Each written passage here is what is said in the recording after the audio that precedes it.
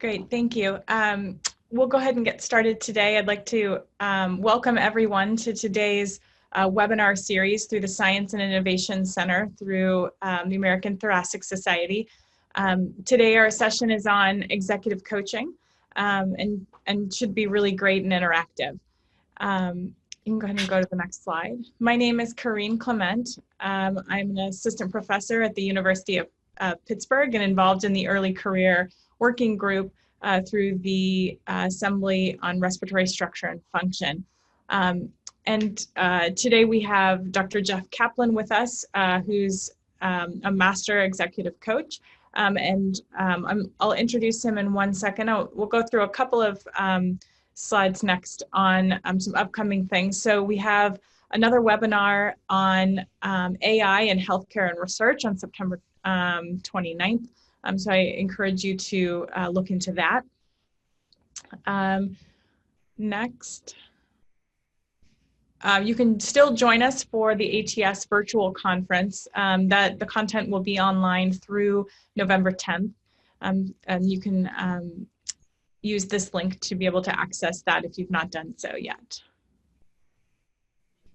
We've also archived all of these sessions and in the webinar videos on ATS, and so you'll be able to then go back and see these, including this one, to be able to review or share with others. And give us feedback. One way that we can help improve the webinars and what we can offer you is to get feedback from you. So both good things as well as things we can improve upon. We appreciate any feedback that you have. And this link here would, on the ATS website, we have a Get Involved link. And so if you're interested, especially early career faculty or trainees, if you're interested in getting involved in different aspects of ATS, this is a great way to do it. And it can connect you with the right people based on your interests. And so with that, we're very excited to have Dr. Jeff Kaplan with us here today. He has his doctorate in psychology, and he started executive coaching back in 1999. He then became the president of the International Coach Federation and is a master certified coach, which as you'll see today, is very evident. He completed his executive MBA in 2007 and went on to start his own company based on coaching. He's authored several books, including one called Habit Change in 2014. And you'll see in his slides, he's coached many people from a whole variety of companies as well as within academics, and which is why we wanted to really bring him in today to help lead us on how executive coaching can be used in academics to really propel our careers forward. Thank you, Jeff, so much for joining us today. So I'm going to hand it over to you. Yeah, thank you, Corinne, and thank you, everybody, for showing up. I'm really excited because I think you're going to find this really interesting. When Corinne and I first started talking about how do we best introduce executive coaching to folks, where we landed was that we're going to actually do the meat of this presentation. We're going to do a demonstration from one of your own. So I'll introduce Sana when we get there. But so that's exciting. We're going to demonstrate it, and then we're going to process a little bit.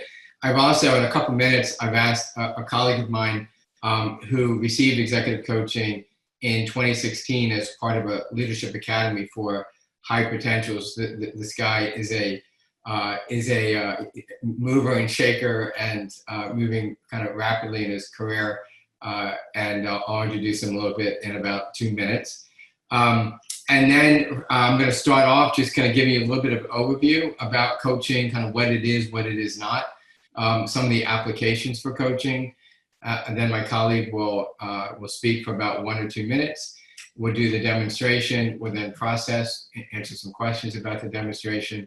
And then we're going to close it up with, like, how do you actually get executive coaching in your organization, and what are some of the elements of it? So rather than kind of throwing all that at you at the beginning, I thought it was best for you to sort of experience it first. So moving right along. So basically, takeaway from this slide is that I sort of embraced coaching, right? So a lot of training. What I've done is at about 2000, gosh, what was it? Maybe 2009, a colleague of mine created a 126-hour coach training and certification program that's accredited to the International Coach Federation. Why that's important is I'm going to purposely demonstrate 3 of the 12 competencies that coaches learn as part of their accreditation process. So when we do the demonstration, I'm actually going to ask you to listen for those particular competencies, and then we'll talk about that. So what is it? I'll tell you what it's not. It's not telling, mentoring, or coaching or consulting. So everybody in this room is an expert, right, in your field. The first group of folks I used to train was psychologists, which was my background as well. And I can tell you that psychologists are the hardest people to teach coaching skills to, because they want to be experts and they don't want to dive in until they feel like they've got like 10 years under the belt. In coaching, we assume that the client is the expert, not me, the coach. Having said that, if you're doing executive coaching, the reality is you're going to weave in and out of being the expert, but really holding mostly the client as the expert and assuming that the client is whole, resourceful, and creative. In other words, like what coaching does is it creates a space for that client to become more self-aware and access solutions that they weren't able to access previously. And so you create this beautiful partnership and this space for, we'll say, the magic to happen. So when I do the demo, you're gonna hear me at moments making suggestions. And when I make a suggestion, it's just that. 3 answers is yes, I'll do that, no, I won't do that, or I'll do this instead, because they're the expert. So here's a definition. It's a partnership, right? And the purpose is to maximize personal and professional potential. I often, sometimes I have spouses thanking me for the work that their spouse had done in a coaching program that was focused on professional development, because you are who you are and you can't help but grow and develop personally as you're going through this sort of professional development process. So coaching in the workplace. So what are some of the areas that coaching is used? So one is to improve skills and abilities, like help you be better at what you're doing. And then also for the next one, help you be better and more prepared for what's next, right? So Dr. Evans, who I'm about to introduce you to, as I mentioned before, he went through, it's called a Leadership Academy. So he went through this 9-month program, which was identifying high potentials and then providing them an experience in addition to coaching, learning, support, group support, to help you get to the next level. Coaching to support training. So sometimes training you'll go through like a training program, and then coaching will be used to help you individualize that experience. Performance improvement is another one. So performance improvement is the least best use of return on investment, but it also can be highly effective, right? So in the early days, coaching got a bad rap because people thought like, oh, you need to go see your coach. That is maybe 15% of all of coaching that happens, because HR will be working with a leader who they want to keep, but they need to change behaviors in order to continue to be successful. And they're only investing in coaching because that leader has already been successful and brings a lot to the organization. Again, that's a very small use of coaching, but I put it in here because it is still used in that way. And then, finally, if you get new changes and responsibilities in the organization, that's another opportunity to bring coaching. Onboarding is another way, right? So somebody comes in and then you want to provide coaching to help them be successful.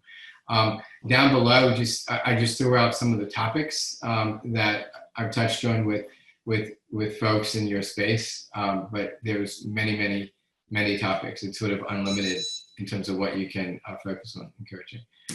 So let me introduce my colleague, Dr. Nate Evans. He's a board-certified thoracic surgeon. He's a director of thoracic surgery at Jefferson, which is where we've met. And in 2016, he went through this Leadership Academy program, as I mentioned. So I thank you. Nate, by the way, is juggling. He's in another presentation as well as we speak. So thank you for taking 1 or 2 minutes of your time, Dr. Evans. No problem at all, Jeff. Thank you very much for having me.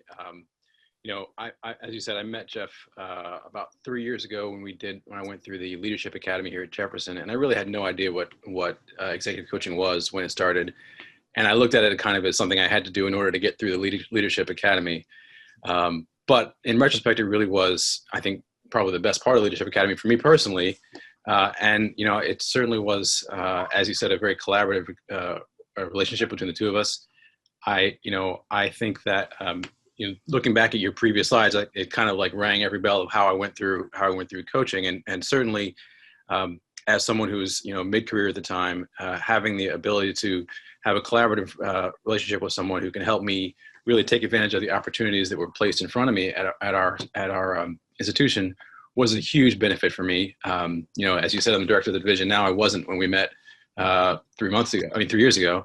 And there are plenty of other opportunities that have, I think, that you helped me capitalize on over the last several years.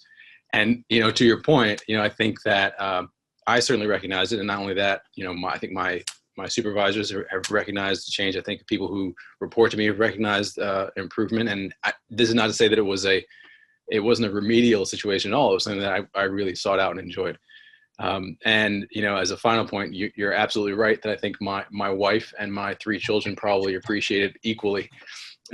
So, you know, I really felt that it, as you said, kind of helped me become the best me. It sounds silly, but it's totally true. And I totally really appreciated the time that we had together. That's great. Well, thank you so much. I had no idea, by the way, what Dr. Evans was going to say. So, again, wonderful seeing you again, Nate. And, you know, post this craziness that's going on, let's catch up soon. All right, now go do your other presentation. Sorry, I have to run. Thank you very much. All right, take good care. All right.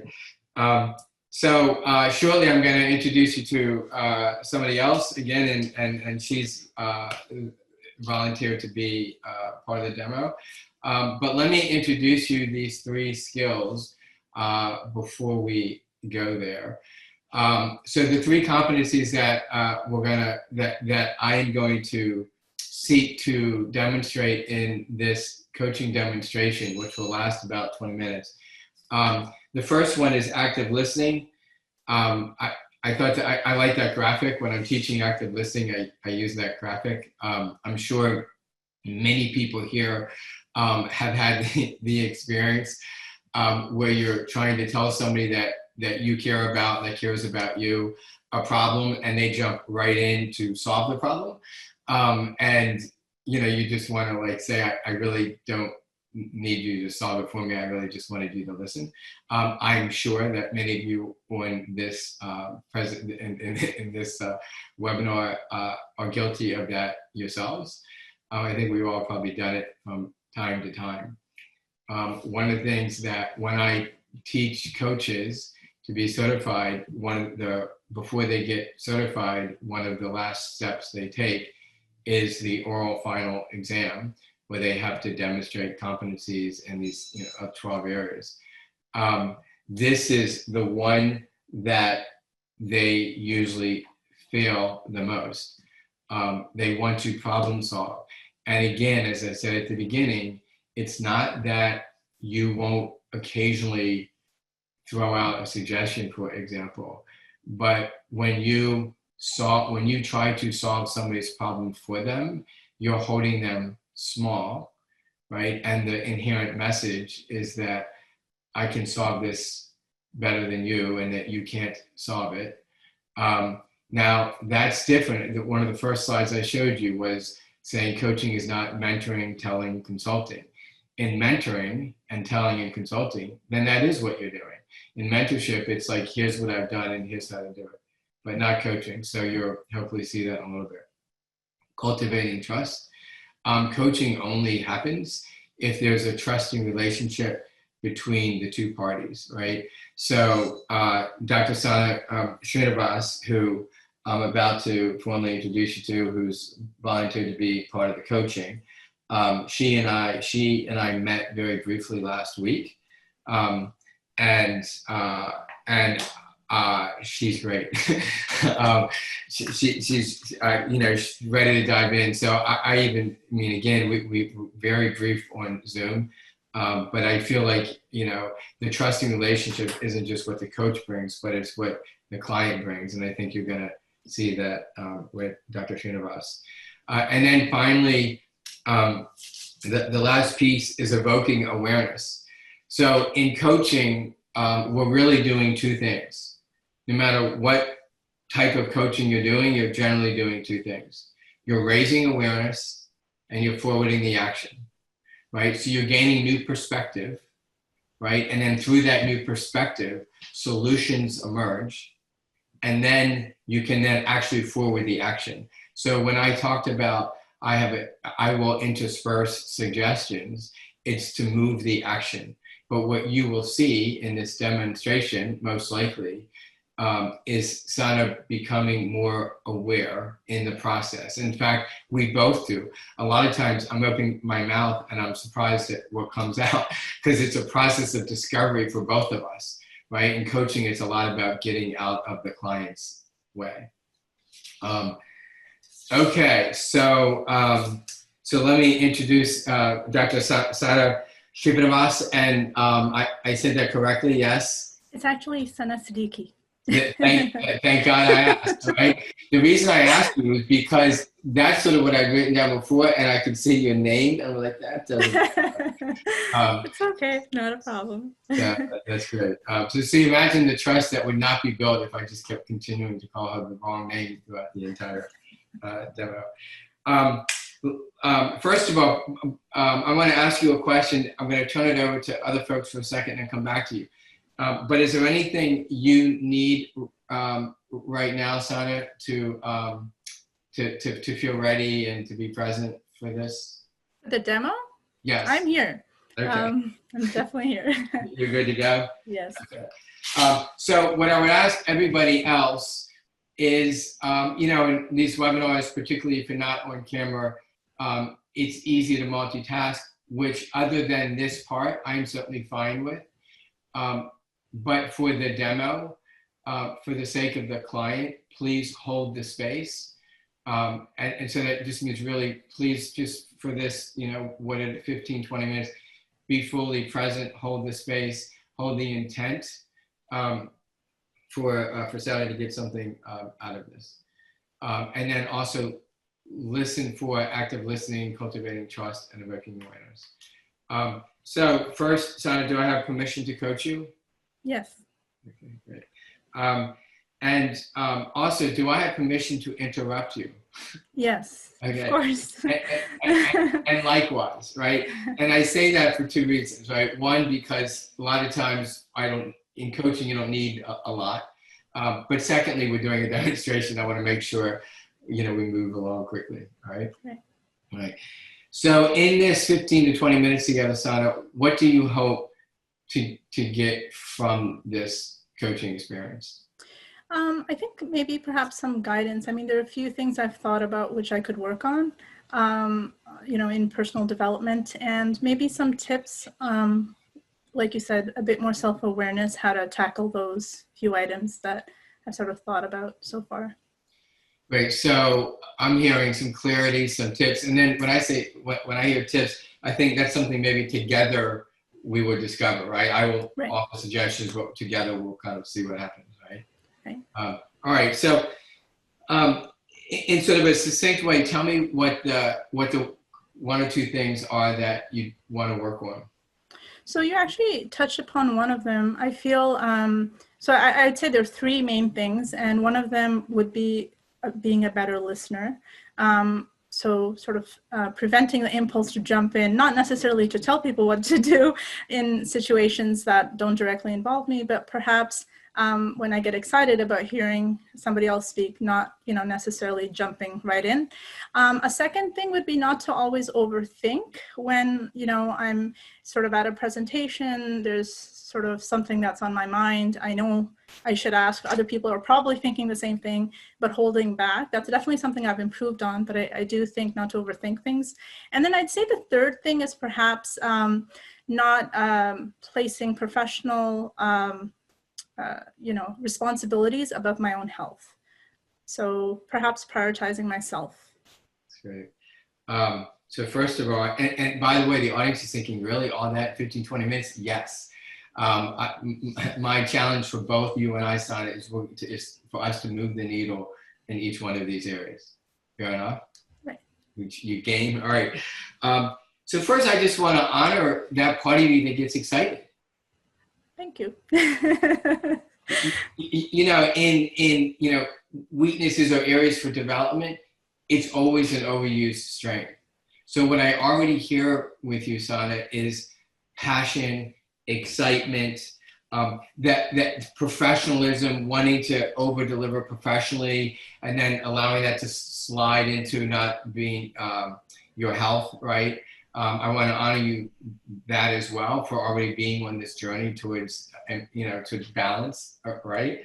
And then the not overthinking thing, right? So I can guarantee that your doctorate and other work that you've done educationally and in your job, it's your thinking brain that has really been helpful in you excelling in your career, right? And right, when you keep ruminating on something, it can sort of get in the way. Is that fair? That's fair, right? Okay. So let's start on one of these. Where should we start? Maybe the listening. Okay, great. So I guess first let me hear, Sana, when you listen well, like describe you listening well. I think one of the things that's very noticeable is if someone is talking to somebody else, first making sure that they have sort of finished delivering what they intended to. Because, you can start having something that reminds you of something else and you want to share that.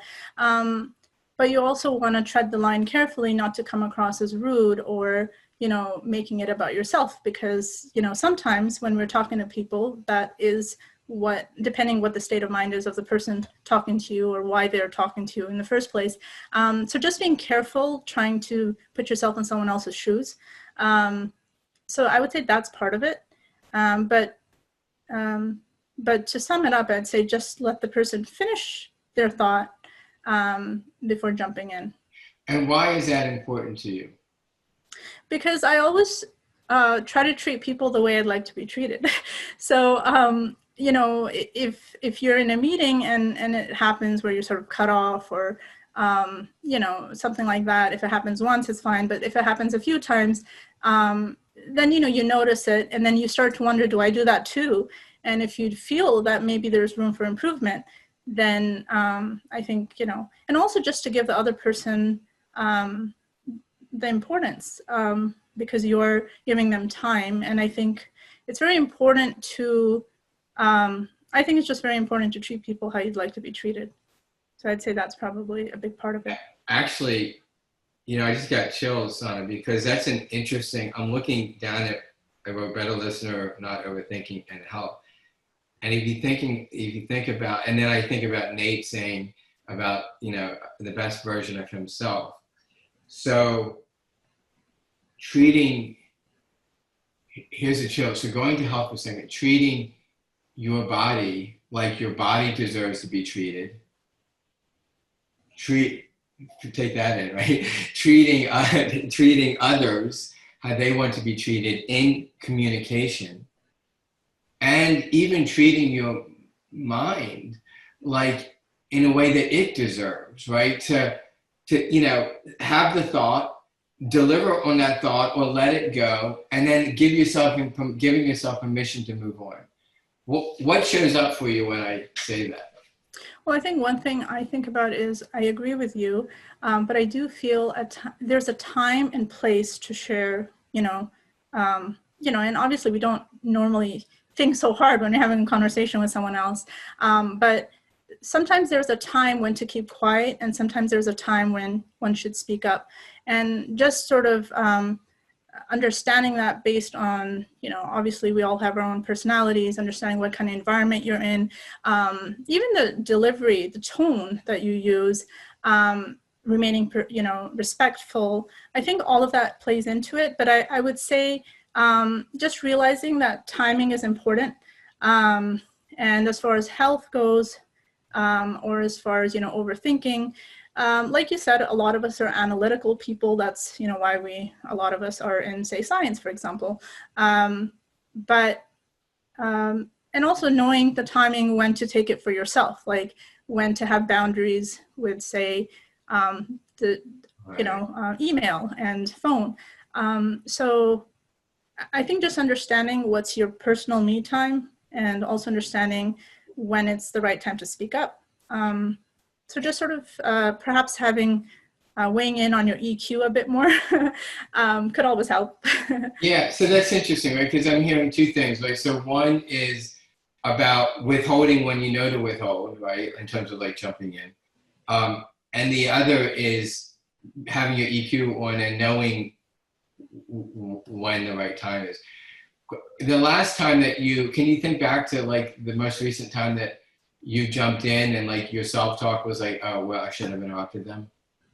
I was in a meeting last week, and there is no harm in, like, it was a fruitful conversation, but I do realize that the excitement gets me, I get ahead of myself sometimes, but I try really hard, because in terms of, I'm just being my natural self, but I try really hard regardless, while still being the real me.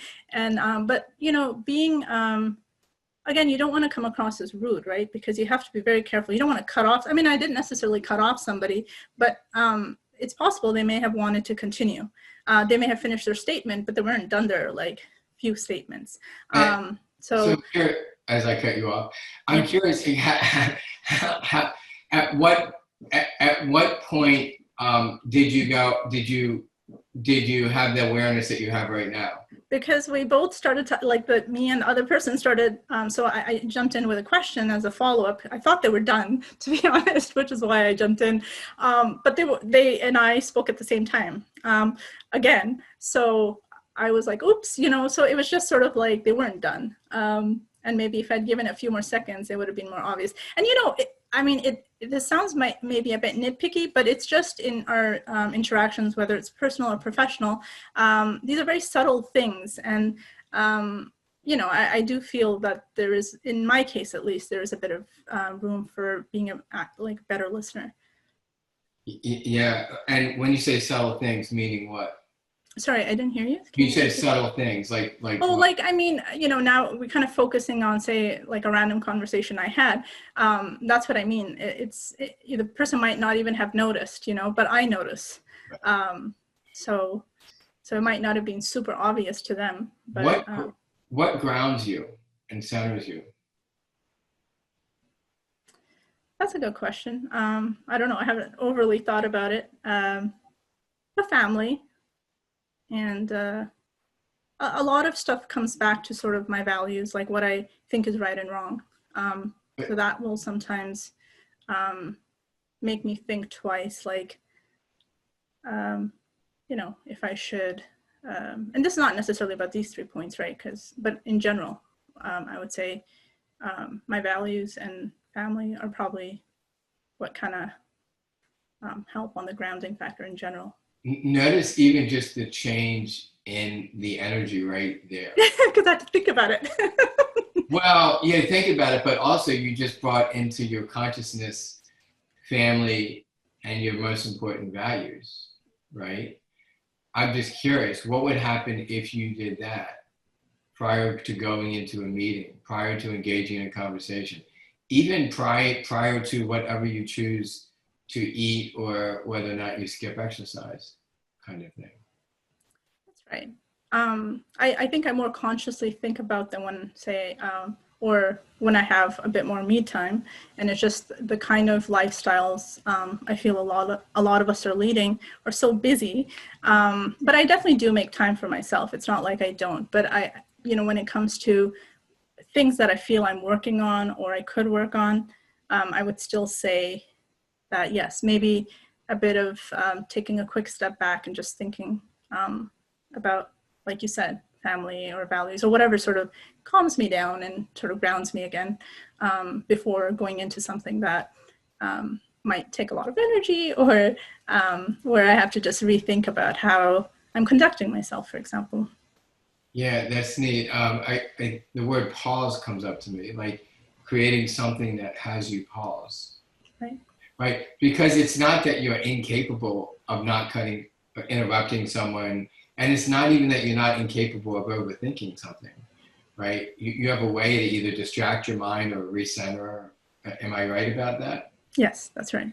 And it's not like you don't know what health choices that you would like to make, right? So two questions. One is, I'm curious what the vision of the highest version of yourself is, kind of borrowing what we said earlier. And the second question is going to be coming back to an object or something that can help remind you of, again, I'm getting almost choked up, like of this, your family, your values, like the person that you want to be day to day. Go ahead. So to a great extent, if I look back over the years, I think I'm definitely becoming the person I would like to be, which is somebody who doesn't get super anxious really quickly, who generally is confident, who can convey their thoughts when I feel is kind of important to convey my thoughts. And, so just being comfortable to be who I am, but at the same time, staying calm throughout, not panicking easily. And to a great extent, I think I generally am a calm person. And I mean, there's so many areas one can improve in, so I think just continually, introspecting from time to time and trying to help other people along the way, and it not just always being about my success, whether it's personally and professionally, but taking a step back to think of all the blessings I do have, again, personally and professionally, while helping other people in any way I can, whether immediately in my environment or otherwise, to help them become self-sufficient, because that gives a lot of self-gratification. Okay, so that's probably a better version of me too. Okay, so that's beautiful. So here's what showed up for me when you said that, as an idea. What if, when you're speaking with someone and before you have that conversation, you ask yourself a simple question: how does this person want to feel in their interactions with me? Okay. So what I heard from you is one part of your highest self is giving towards others, being in service to others and to the work, certainly. Right.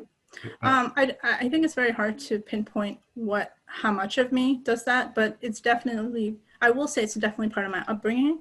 And even if it's like, sort of making someone feel special because it's their birthday, something as small as that, versus, actually giving, monetary funds for someone's education. I mean, that's, different.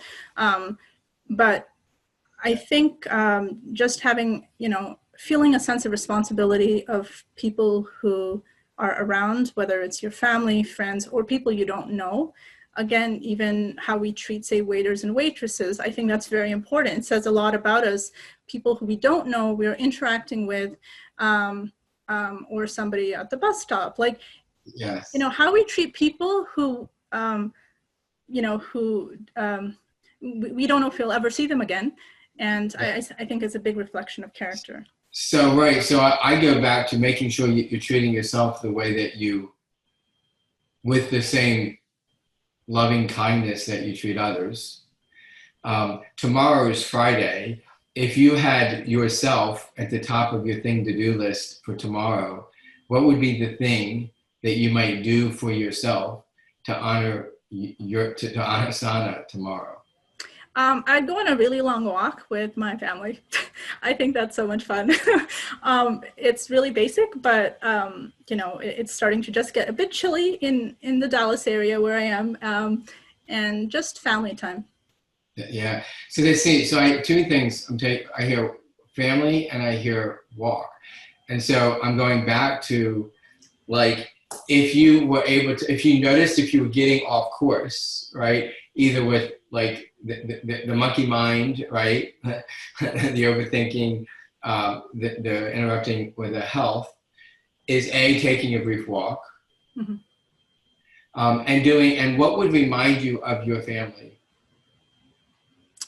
If they're not, I mean, well, I obviously live with my immediate family, but family that's not in town, you know, touching base with them via phone or FaceTime or whatever it may be, you know, sort of checking in on people that I care about. And I try to do that quite regularly. I obviously can't do it to the same extent as, you know, as other responsibilities are there, but definitely checking in on people, you know, just to say hi.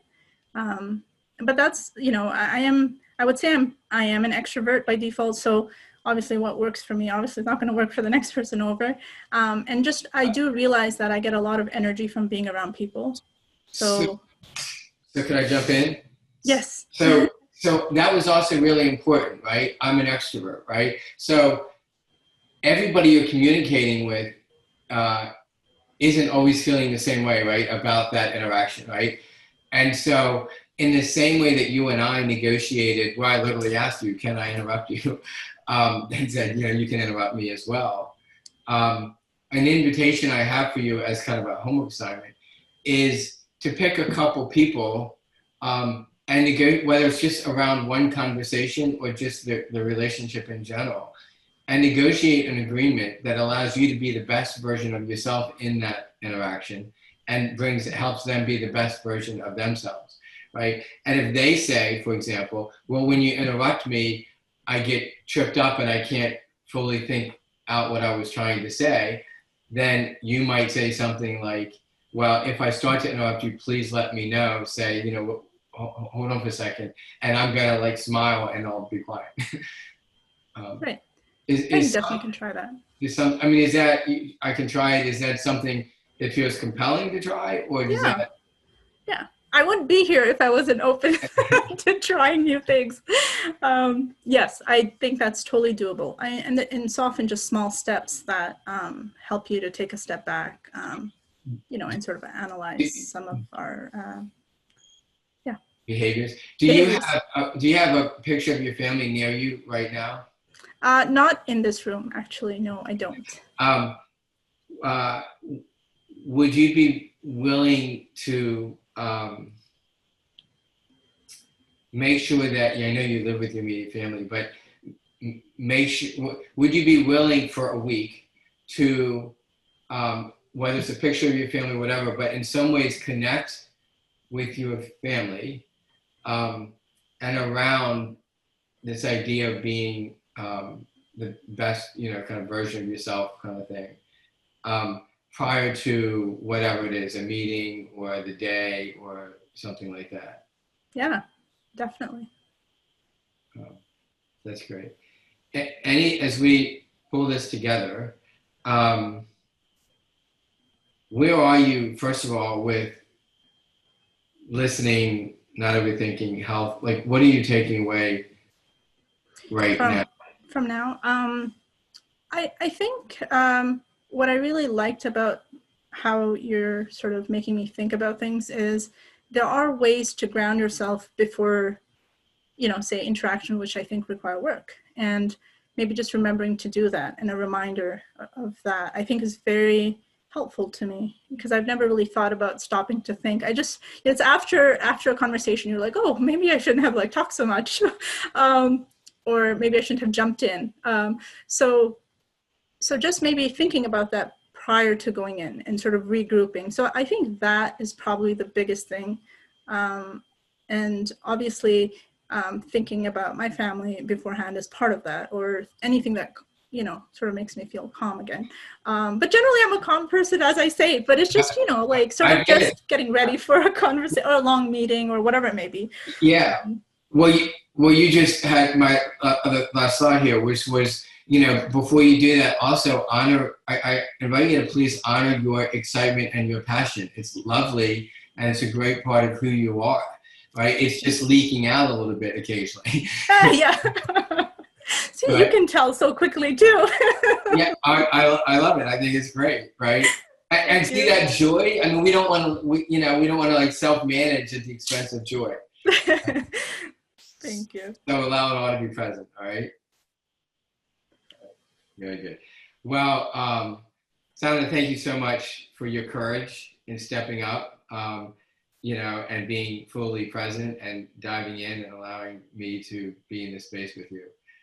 So in whatever ways, everyone's muted, but if you, in your own way, if you could sort of just take 5 seconds to just honor Sana and the work that she just did. So we're gonna open it up, Sana, if you're open to this. I wanna, it basically raise your hand. What I would like to hear from folks is what you observed in that conversation. Not specifically or necessarily around the content, like this isn't like problem solving for Sana, but you know, but how did you see the coaching process, right? So thoughts, observations, or questions. So if you could raise your hand, and then I'll let the Corrine or moderator to call folks one at a time. And if you have a question for Sana, that's fine too. So while we're, Corrine, are you? Yeah, I'm here, so I can ask a question. So yeah, you can start, and then I'm going to ask Sana some questions. Sure. So I thought that thank you, Sana, so much. You know, it was really nice how, you know, I liked at the beginning how you sort of set goals of what was going to be achieved. And I think, you know, my questions is how over the course of sessions, you know, over time, do you sort of stick with the same goal? Do the goals kind of morph and change if you sort of, and then what type of outcomes do you assess? And how do you assess the outcomes of whether those goals are achieved?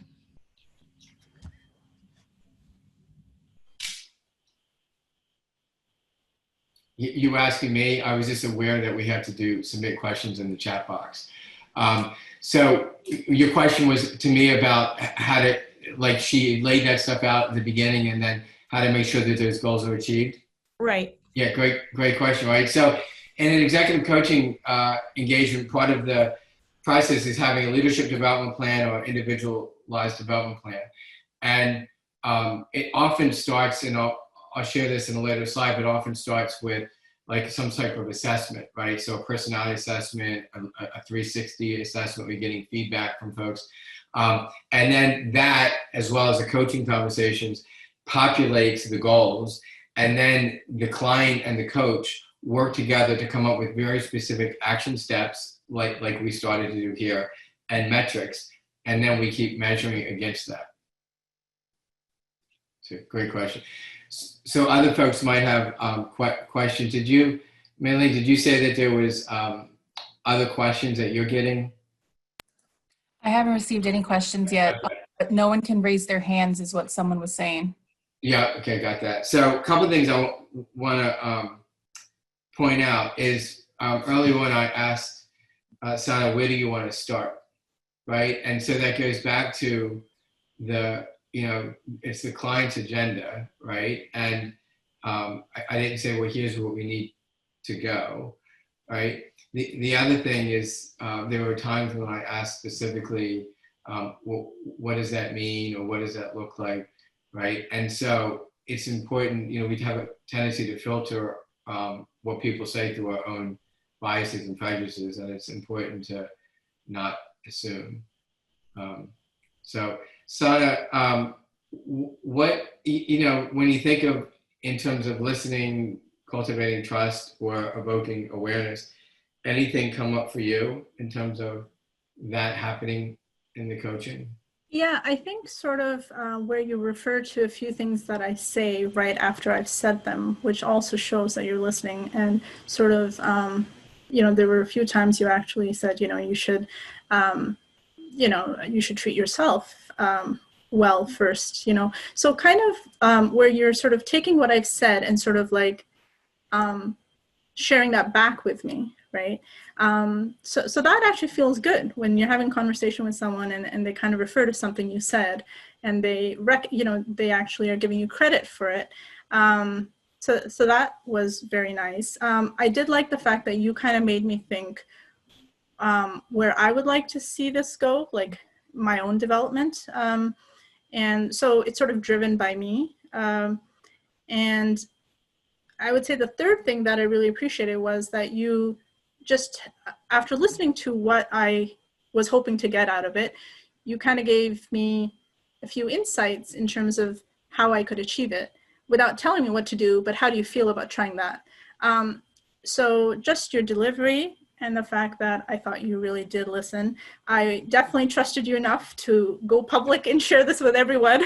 And I guess that comes back to your 3 points, and you did make me sort of be, how you kind of referred back to a few things I said, evoking awareness, like one of the other, competencies. So I think all of those were touched upon and really well. So I really appreciate your time, Jeff, and the fact that you did the demo with me. I think, it's nice to kind of be able to have these conversations, because often these are things that a lot of us experience. It's not like you need a therapy session, right? You're just trying to become a better leader or a better, whatever we're, in our fields or as a person. So I think that these are great tools to help us become that. But that awareness of those tools, or awareness of how we, our personalized path to getting to our goals, I think you did a great job of trying to helping me recognize that. Is there anything you would have wanted more of, less of, or different? From the coaching? No. I think it was great for me personally. So I thought it was great. Thank you. Sonny also just brought up a really good point, which is like the difference between coaching and therapy, right? So therapy assumes somebody's functioning below par, and then therapy is designed to put together a treatment plan and they try to get above par, right? Coaching, again, assumes the person is naturally creative, resourceful, and whole. So we're starting with, great, and then trying to capitalize on that, right? So that's great. So is coaching other skill that person should cultivate? So yes, a lot of times coaching skills, so one of the things that my team does, and many people do, is teaching coaching skills for managers.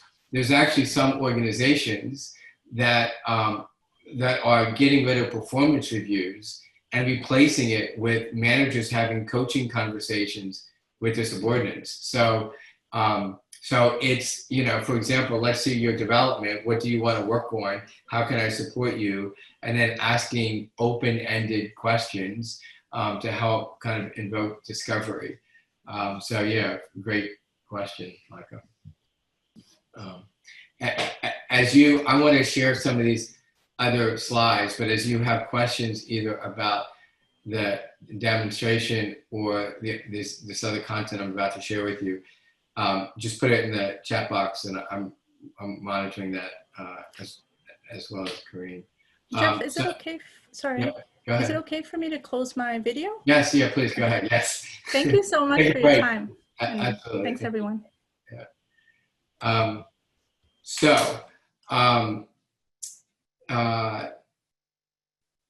So let me start. Let me ask. Whoever is first to reply here is going to strengthen your courage skills, your courageousness. What types of questions did I ask, and what did I not ask? Anybody?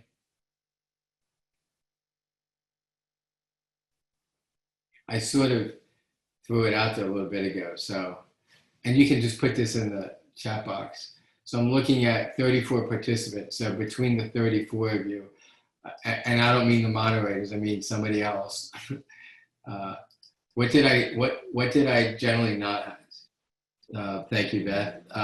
You asked a lot of follow-up questions. You asked what you thought, but you didn't offer your opinion.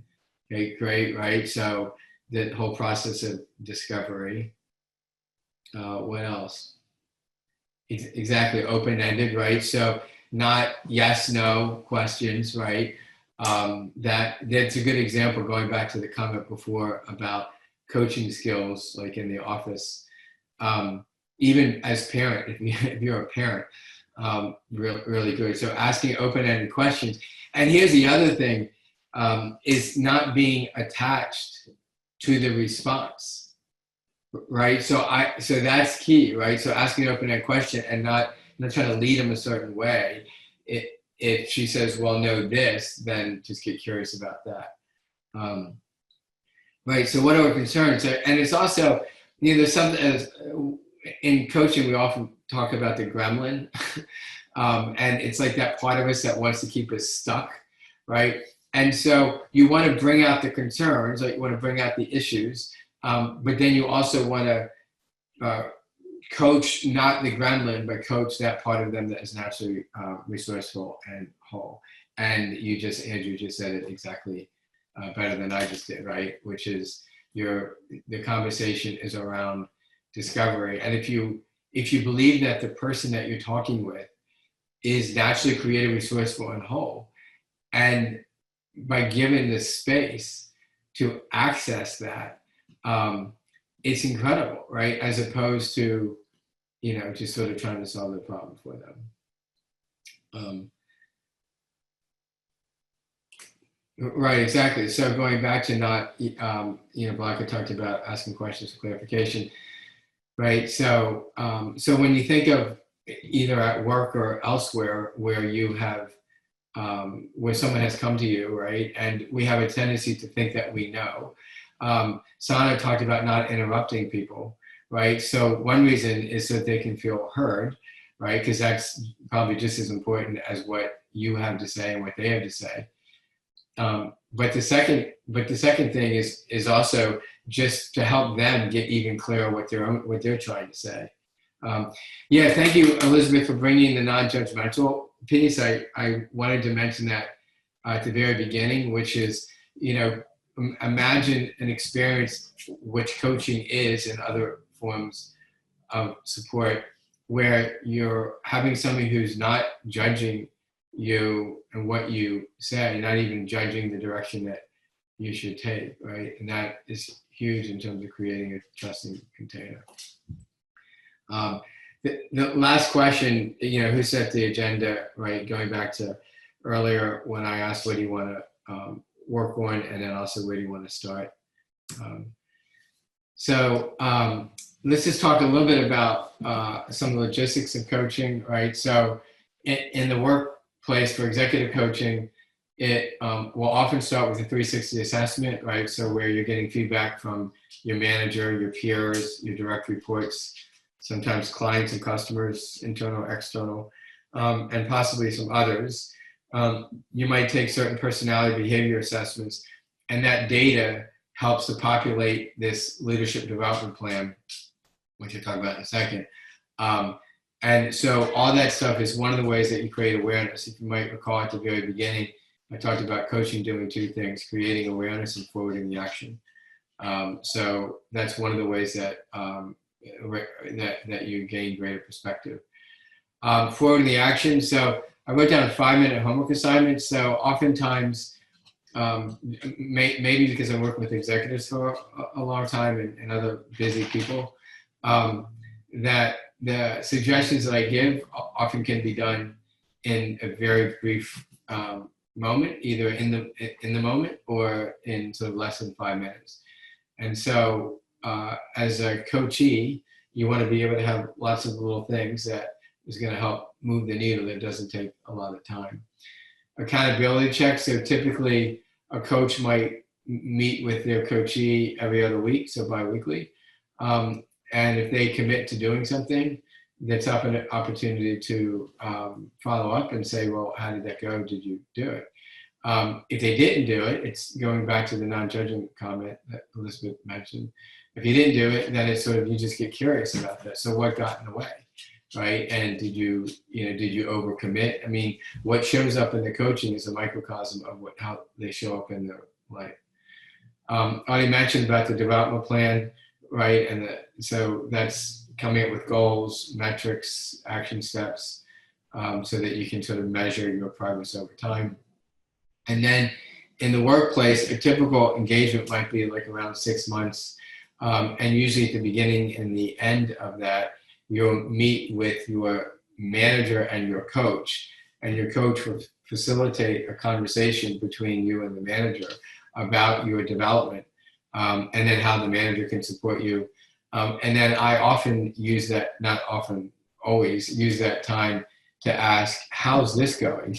How's this relationship going? What's working really well in this reporting relationship? And what can you both come up with that would make the reporting relationship work even better, right? The last slide is Q&A. So, actually one other. So how do you get coaching in your organization? So one would be check with your manager or HR department and ask if coaching is already offered. How's coaching paid? So in executive coaching or business coaching or leadership coaching, it's typically paid for by the institution. A lot of organizations will have internal coaches, so they're usually part of human resources. As you can imagine, there's advantages and disadvantages to having internal versus external coaches. Regardless, even if coaching is internal, coaching is a development opportunity and it's not part of your performance record. So when my client and I will introduce the leadership development plan with the manager, I'm really clear that the coachee owns their development. They're not to be held, did you do all these things kind of thing.